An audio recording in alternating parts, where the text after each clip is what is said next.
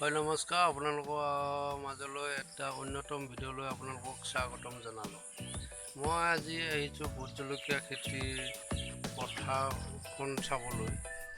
যোৱাকালি বানপানীত বৰষুণৰ পানীত যিখিনি অনিষ্ট কৰিলে মোৰ ভোট জলকীয়া বাগানখন, তাকে অলপ তদন্ত কৰি চাবলৈ আগুৱাইছোঁ।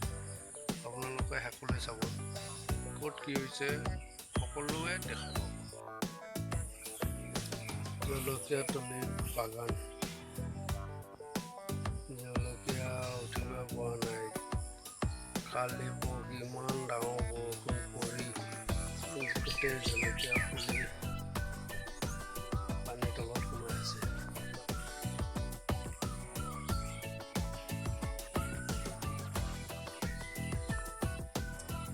এইবোৰ জলকীয়া পানীয়ে মাৰিব, এতিয়া পানী উঠিয়ে চামাৰি ধৰিছে পানী শুকাই।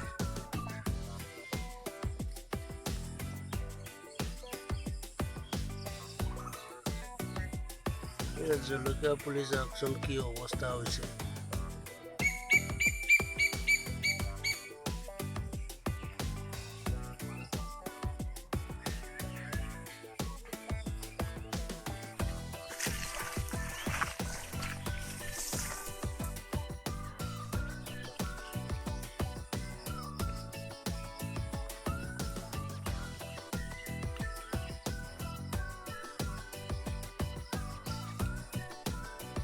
এইজোপা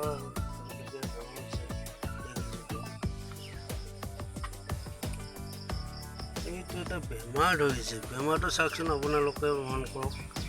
গছজোপা কিবা মেমৰা পৰি যায়, কি দিব লাগে, কি মেডিচিন দিলে ভাল হ'ব, এইটো আপোনালোকে কমেণ্ট কৰি জনাবচোন।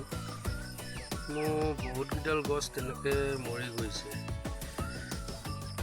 কি দিলে ভাল হ'ব আপোনালোকে কমেণ্ট কৰি জনাবচোন, কি মেডিচিন দিব লাগিব।